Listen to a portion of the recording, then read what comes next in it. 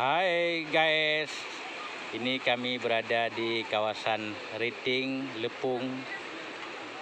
Di sini tempatnya bertamasya bagi masyarakat Aceh khususnya dan masyarakat luar umumnya. Datang ke sini biasanya untuk bertamasya bersama keluarga, dan sampai di sini pun ada yang memasak makanan.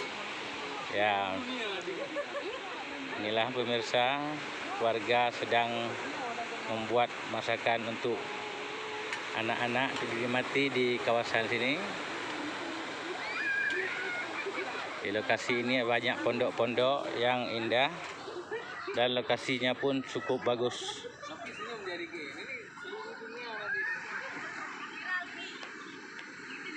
Inilah kawasannya, cantik bukan?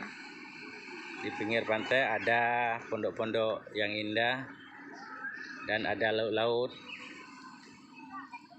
yang ditumbuhi dengan pohon cemara. Rasa lagi hangat.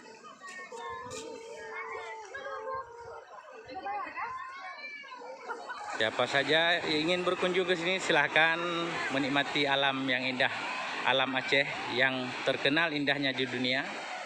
Inilah kawasannya, Pantai Riting.